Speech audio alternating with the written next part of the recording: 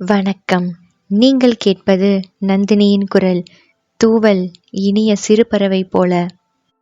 இன்னைக்கு நம்ம தெரிஞ்சுக்க போற அந்த பிரபலத்தை பத்தின க்ளூஸ் நான் தரேன்.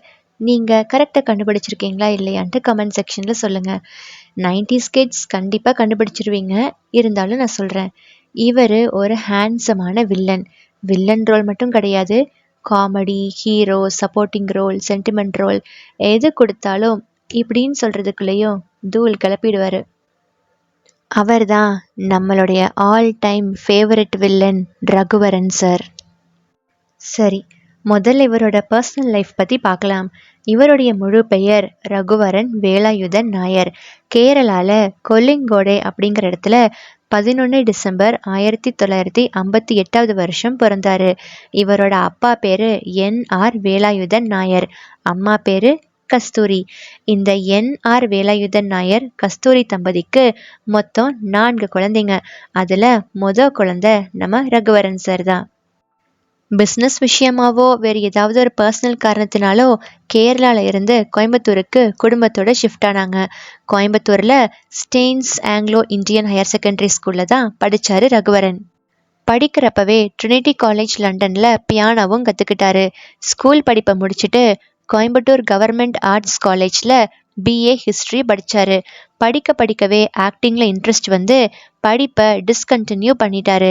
இவருடைய முதல் படம் கன்னடாவில் ஸ்வப்ன திங்கள்கள் தான். ஆனால் ஒரு மைனர் ரோல் தான் பண்ணினாரு. அதுக்கப்புறமா கன்னடா, தெலுங்கு ஃபிலிம் இண்டஸ்ட்ரியில் குட்டி குட்டி ரோல்ஸ்லேயே நடிச்சிட்டு இருந்தார். 79லேருந்து 83 வரைக்கும் சென்னையில் ஒரு ட்ராமா ட்ரூப்பில் சேர்ந்தாரு. அதே ட்ரூப்பில் தான் நம்ம நடிகர் நாசரும் இருந்தார். அப்படி நடிக்கிறப்போ அவரை ரெகக்னைஸ் பண்ணி ஒரு லீட் ஆக்டராக நடித்த முதல் படம் 7வது மனிதன். இந்த படத்தோட இயக்குனர் ஹரிஹரன்.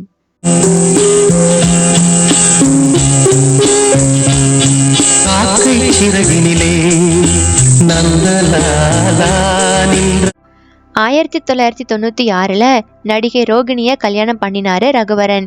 இவங்களுக்கு 2000 ரிஷிவரன் ஒரு மகன் பிறந்தாரு. 2004 ரோகிணி ரகுவரன் தம்பதிக்கு விவாகரத்து ஆனது.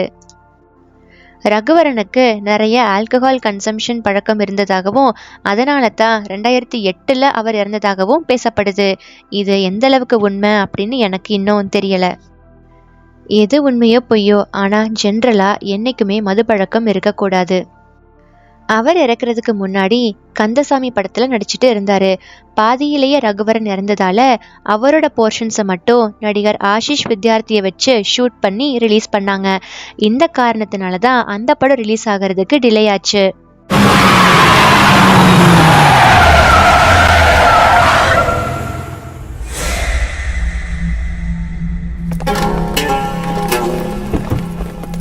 பொதுவாக ஒருத்தர் இறந்ததுக்கு அப்புறமா அவரை சம்பந்தப்படுத்தி வர்ற ஒரு நிகழ்வை போஸ்ட்மஸ் அப்படின்னு சொல்லுவாங்க. ஃபார் எக்ஸாம்பிள், ஒரு நடிகர் உயிரோடு இறந்தப்ப நடிச்சு முடிச்சு அந்த படம் அவர் இறந்ததுக்கு அப்புறமா ரிலீஸ் ஆச்சுன்னா அந்த படம் அவரோட போஸ்ட்மஸ்ட் மூவி அப்படின்னு சொல்லுவாங்க. அப்படிப்பட்ட ரகுவரனோட போஸ்ட்மஸ்ட் மூவி தெலுங்குல ரிலீஸ் ஆன ஆட்டாடிஸ்தா படம் தான். அவர் இறந்த அடுத்த நாள் அந்த படம் ரிலீஸ் ஆச்சு. இப்படிப்பட்ட திறமையான நடிகர் இந்த இடத்துக்கு அவ்வளோ ஈஸியாவா வந்திருப்பாரு? அவரோட கரியரை பற்றி இப்போ பார்க்கலாம். முன்னாடி சொன்ன மாதிரி 7வது மனிதன் தான் இவர் லீட் ரோலில் நடித்து ரெகக்னைஸ் ஆன ஒரு படம். இதுக்கு முன்னாடி நிறைய கோலிவுட் ஸ்டுடியோஸ்க்கு போய் பெர்ஃபார்மன்ஸ் கொடுத்துருக்கிறாரு. இந்த ஹிட் படத்துக்கு அப்புறமா ஒரு ஓடை நதியாகிறது, நீ தொடும்போதுன்னு படங்கள் பண்ணினாரு. ஆனால் நினச்ச அளவுக்கு அந்த படங்கள் சக்ஸஸ் ஆகலை. அப்புறமா தான் வில்லன் அவதாரம் எடுத்தாரு. சில்க் சில்க் சில்க், குற்றவாளிகள், மிஸ்டர் பாரத், பூவிழி வாசலிலே, ஊர்காவலன், புரியாத புதர்னு அடுக்கிக்கிட்டே போனாரு வில்லனா. அது மட்டும் அல்லாமல் தாய்மேல் ஆணை, கை நாட்டு, கலியுகம் இது மாதிரி படங்கள்ல சப்போர்ட்டிங் ரோல் பண்ணினாரு. வில்லன் சப்போர்ட்டிங் ரோலா பண்ணதால ஹீரோ ரோலை நடிக்கிறத தற்காலிகமா நிறுத்தியிருந்தாரு. 1990 ஒரு திருப்பு முனையா அவருக்கு வந்து ஹீரோ ரோல நடிச்சு பெரிய பிளாக் பஸ்டர் கொடுத்த படம் தான் அஞ்சலி. நம்ம தமிழ் இண்டஸ்ட்ரி மக்கள் எல்லாருமே அவரை ரொம்ப பிடிச்சதுக்கு காரணம் அவர் பண்ணின வில்லன் ரோல்ஸ் தான். ஸோ அடுத்து வில்லன் ரோல்ஸை மட்டுமே தேர்ந்தெடுத்து நடிச்சாரு. பொதுவாக கம்பேக் அப்படின்னு கொடுக்குறப்போ வேற லெவல்ல என்ட்ரி தருவாங்க எல்லாருமே. அப்படி வந்து கம்பேக் கொடுத்து வில்லனா நடிச்சு மிரட்டி தெறிக்க விட்ட அவரோட முதல் கம்பேக் படம் தான் 94 வெளிவந்த காதலன்.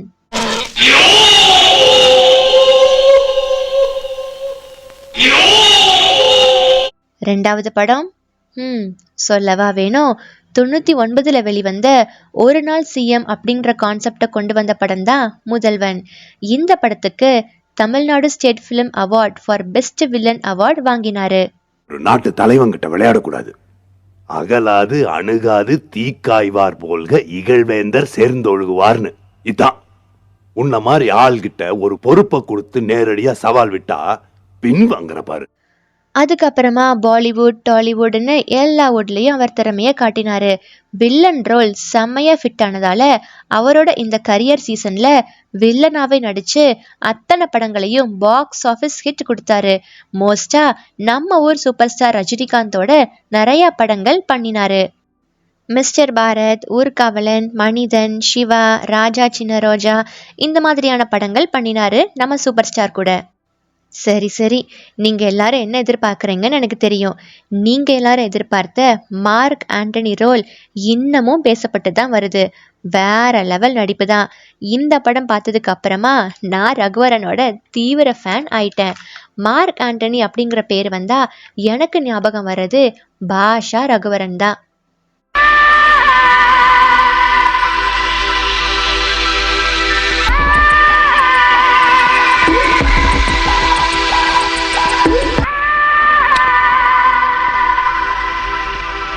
நல்லா இருக்குல்ல? ரஜினி ரகுவரன் காம்போல அடுத்து வந்த படம் முத்து அருணாச்சலம். ஃபைனலா கொஞ்சம் சீன்ஸ்ல டாக்டரா வந்து ஆக்டர் ரஜினி ரகுவரன் காம்போவுக்கு முற்றுப்புள்ளி வச்ச படம் 2007 வெளிவந்த சிவாஜி படம் தான். 1997 அப்புறமா கேப் விட்டு மறுபடியும் 2002 கம்பேக் கொடுத்தப்போ அவர் ஒரு சப்போர்ட்டிங் ரோல்ஸ்க்கு வந்தார். ரன், பாலா, அலை, திருமலை அப்படின்னு சப்போர்ட்டிங் ரோல்ஸில் நடித்தார்.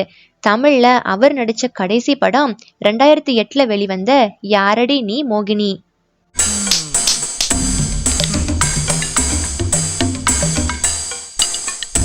Something wrong. அவன் என்னன்னா மாடியில் வானத்தோடு பேசிகிட்டு இருக்கான். இவன் என்னன்னா கிச்சனில் பிளாஸ்டிக் டப்பாவோடு பேசிகிட்டு இருக்கான்.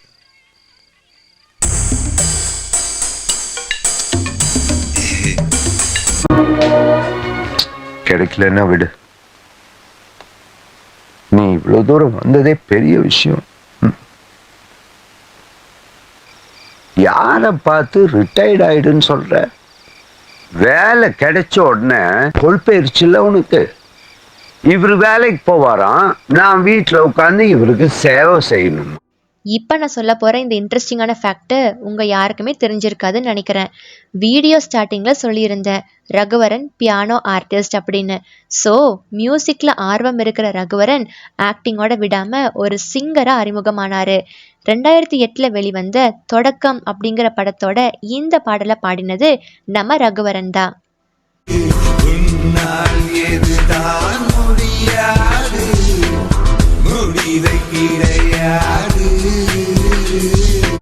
காணொலியை சும்மா முடிக்க முடியுமா? நம்மளுடைய தமிழ் பாடல் ஒன்றை சொல்லி தான் நான் முடிப்பேன். இன்னைக்கு நான் என்ன பண்ண போறேன்னா ஒரு தமிழ் பாட்டு நான் உங்களுக்கு சொல்லுவேன். இந்த பாட்டுக்கான அர்த்தம் என்ன, இந்த பாட்டு எந்த நூல்ல இருந்து எடுக்கப்பட்டது, இந்த பாட்டை பாடினது எழுதினது யாரு அப்படின்னு சொல்லி நீங்க கமெண்ட் செக்ஷன்ல கொடுக்கணும். ஒருவேளை கண்டுபிடிக்க முடியலனாலும் பரவாயில்ல. இந்த பாடலுக்கான அர்த்தம் என்ன அப்படின்னும் இந்த பாடலை பாடினது யாரு, எப்போ பாடினாங்க, அது எல்லாமே அடுத்த வீடியோஸ்ல கண்டிப்பா நான் போட போறேன். தடவை கேட்குறேங்கிறதுனால கொஞ்சம் ஈஸியாக நான் கேட்குறேன். கூகுள் பண்ணக்கூடாது, சாட் ஜிபிடி கிட்ட கேட்கக்கூடாது. நீங்களாக யோசித்து ஆன்சர் பண்ணணும். புரியுதா?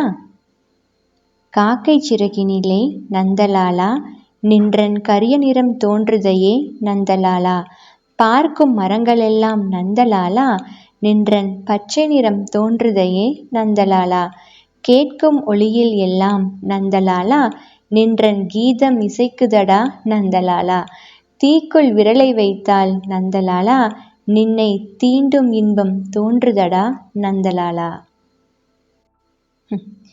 என்ன அழகான வரிகள் இல்ல? இந்த காணொளி உங்களுக்கு பிடிச்சிருக்குன்னு நினைக்கிறேன். உங்களுக்கு பிடிச்சிருந்துச்சுன்னா லைக் கொடுங்க. உங்களுடைய கமெண்ட்ஸை கமெண்ட் செக்ஷனில் பதிவிடுங்க. இந்த வீடியோவை உங்கள் ஃப்ரெண்ட்ஸ் கூட ஷேர் பண்ணுங்கள். நம்ம சேனலை சப்ஸ்கிரைப் பண்ணுங்கள். அடுத்த காணொளியில் நாம் சந்திக்கும் வரை நன்றியுடன் கூறி விடைபெறுவது உங்கள் நந்தினியின் குரல். நன்றி, வணக்கம்.